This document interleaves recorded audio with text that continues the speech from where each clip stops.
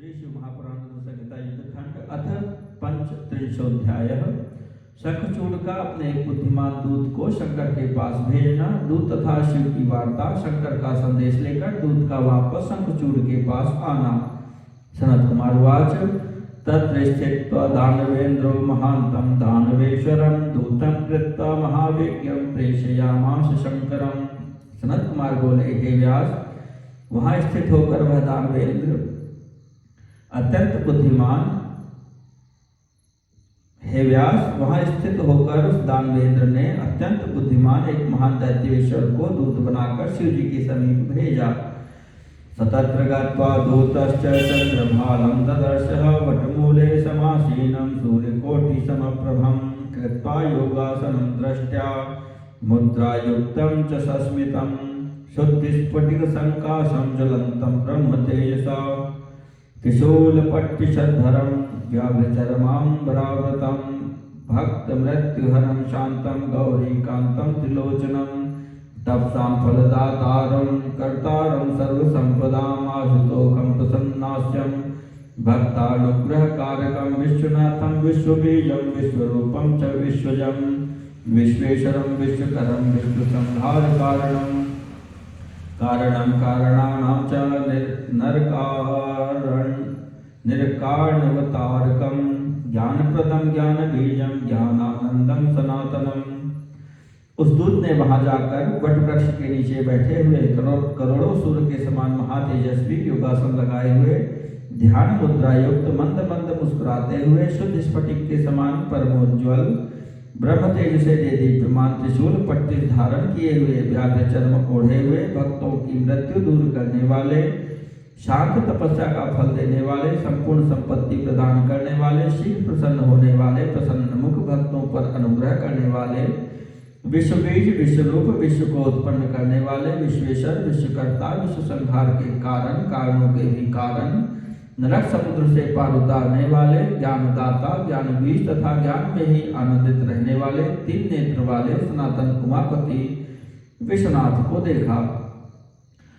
अवरोह्य स्मृताद दूतस्तं दृष्ट्वा दानवेश्वरः शंकरं सकुमारं च शिरसा प्रणनाम सः वामतो भद्रकालीं च स्कन्दं तत्पुरतः स्थितं लोकाशिखं ददौ तस्मै काली स्कन्दश्च शंकरः।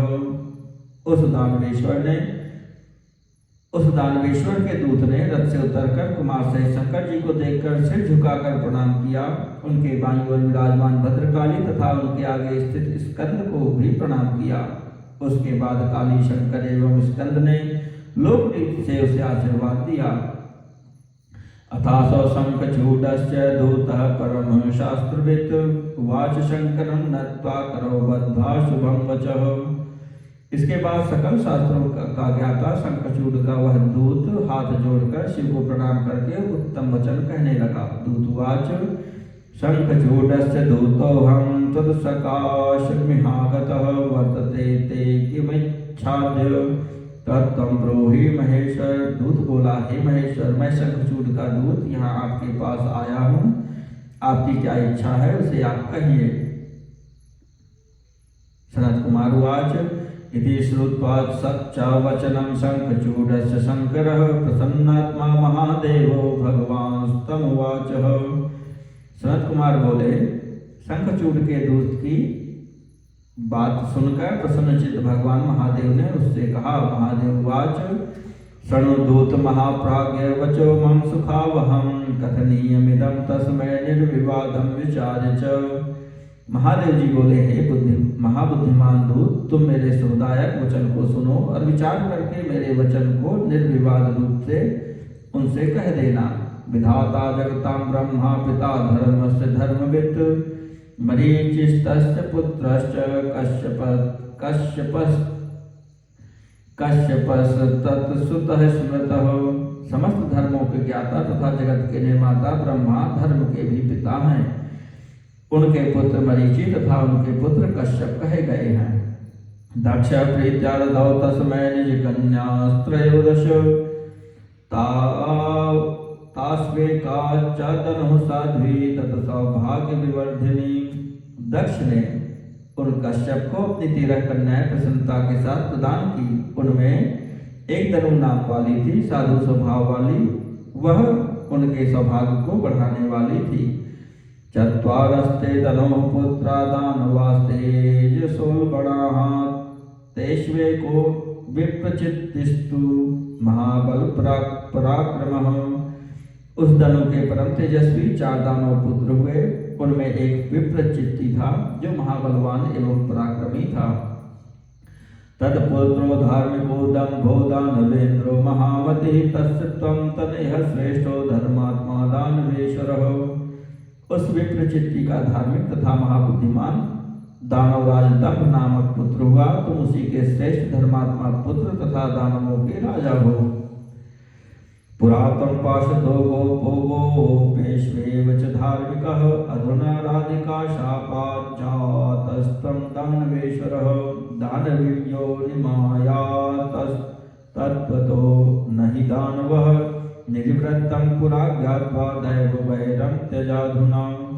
तुम पूर्व जन्म में श्री कृष्ण के पार्षद परम धार्मिक एवं सभी गोपों में मुख्य थे, किंतु इस समय तुम राधिका के शाप से दानवेंद्र हो गए हो। यद्यपि तुम दानव योनि में आ गए हो, किंतु वास्तव में दानव नहीं हो। इस प्रकार अपने पुराने जन्म का वृत्तांत जानकर देवताओं के साथ वैर त्याग दो।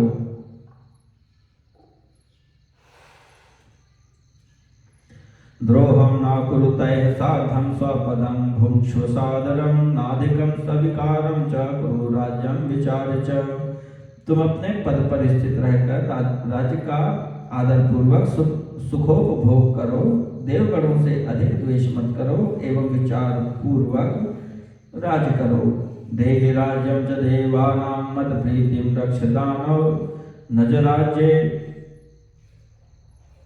च राज्ये सुखं तिष्ठन्तु स्वपदे सुराः।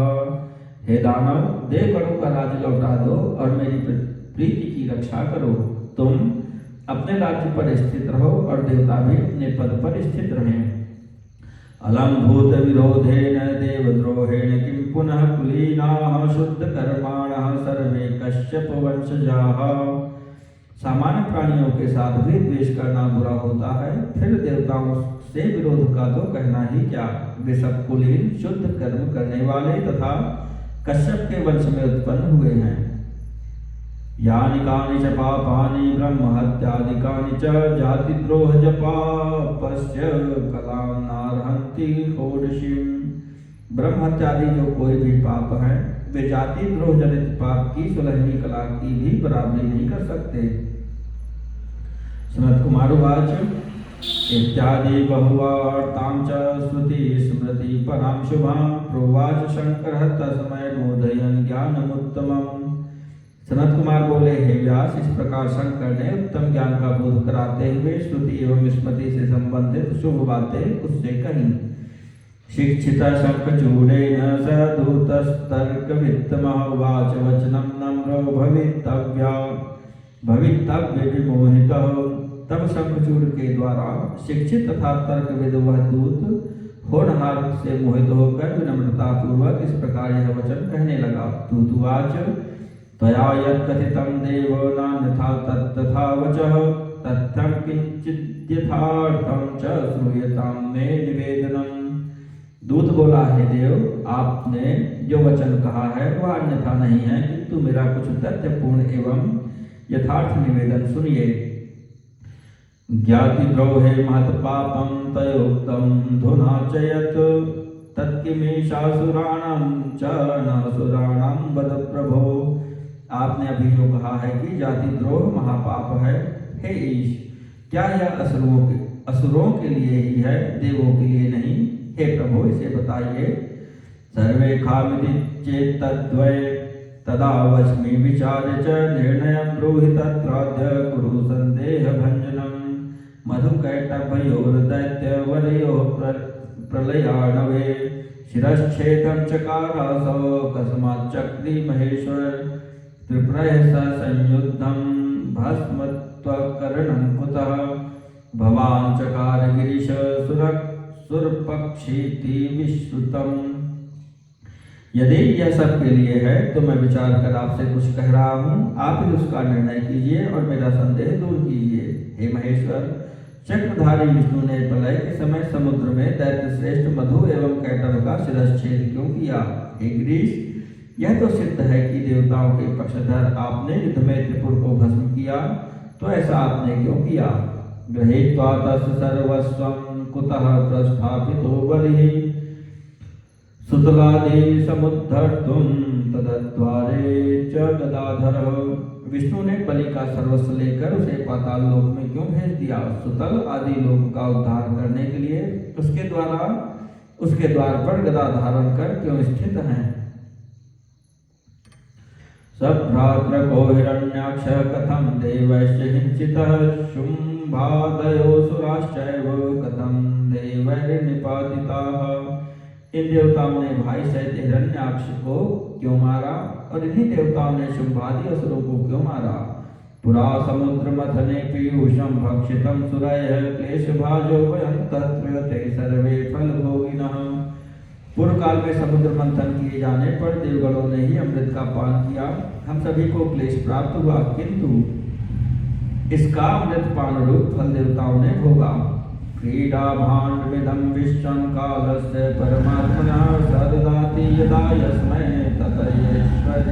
तस्यैश्वर्यं भवेत् तदा। देवदानवयोर्वैरं शश्वन्नैमित्तिकं तदा पराजयो विजयस्तेषां कालाधीनः क्रमेण च। यह जगत भगवान काल का क्रीड़ा पात्र है। वे जिस समय जिसे ऐश्वर्य प्रदान करते हैं उस समय वह ऐश्वर्यवान हो जाता है। देवताओं एवं दैत्यों का वैर सदा किसी न किसी निमित्त होता आया है, क्रमशः जीत और हार काल के अधीन है। तवानयोर्विरोधे च गमनं निष्फलं भवेत् समसंबंधिनां तद्वैरोचतेनेश्वरस्य ते। इन दोनों के विरोध में आपका आ जाना निष्फल प्रतीत हो रहा है। यह विरोध तो समान संबंधियों का ही अच्छा लगता है, आप सदृश ईश्वर का नहीं।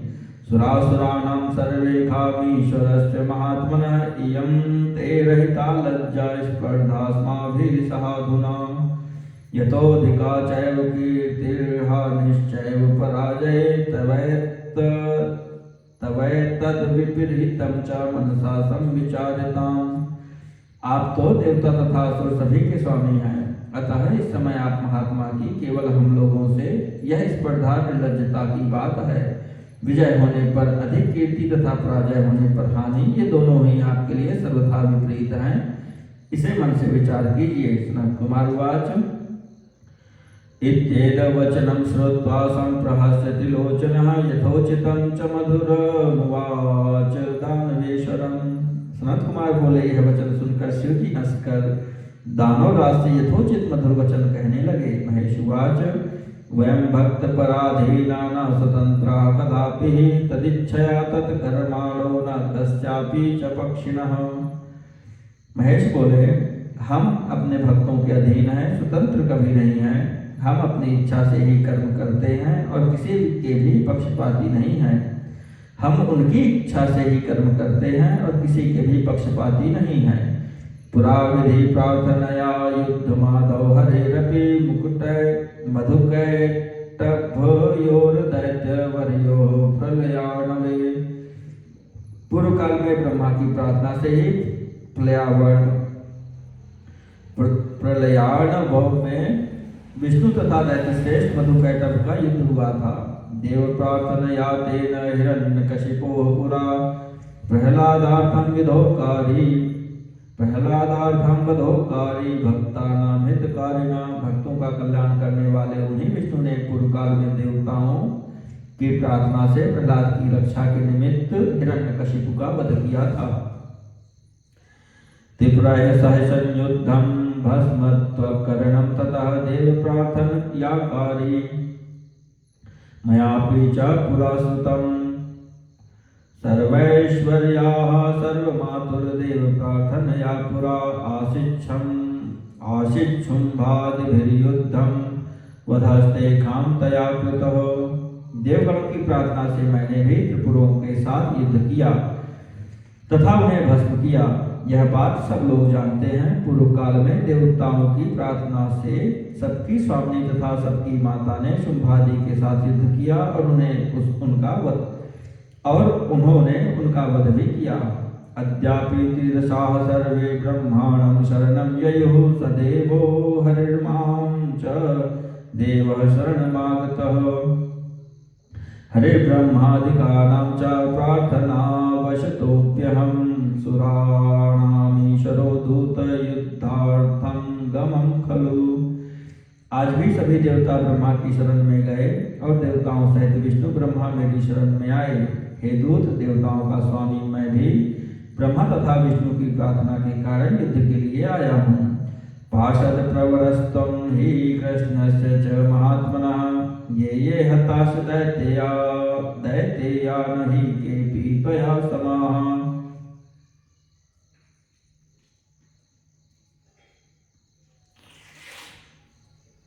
हे दूत, शंखचूड़ से कहना कि तुम महात्मा श्री कृष्ण के श्रेष्ठ पार्षद हो। पहले जो दैत्य मारे गए उनमें कोई भी तुम्हारे समान नहीं था। कालज्जा महती राजन्मं युद्धे त्वया सह देव कार्यार्थमीशोऽहं विनयेन च प्रेषितः। हे राजन, देवताओं का कार्य करने के लिए तुम्हारे साथ युद्ध करने में मुझे कौन सी बड़ी लज्जा है। देवताओं के कार्य के लिए मैं ईश्वर विनय पूर्वक भेजा गया हूँ। गच्छ तं शंखचूडं वै कथनीयं च मे वचः सच युक्तं करोतु वत्र सुरकार्यं करोम्यहम्। अतः हे दूत, तुम जाओ और शंखचूड़ से मेरा वचन कह देना कि मैं तो देव कार्य अवश्य करूँगा, उसे जो उचित हो वैसा करे। इत्युक्त्वा शंकरस्तत्र विरराम महेश्वरः उत्तस्थौ शंखचूडस्य दूतो गच्छत् तदंतिकम्। ऐसा कहकर महेश्वर चुप हो गए और शंखचूड़ का दूत उठा और उसके पास चला गया। इति श्री शिव महापुराणे द्वितीयायां संहितायां पंचमे युद्धखंडे शंखचूड़ वधे शिवदूत संवादो नाम 35 अध्यायः।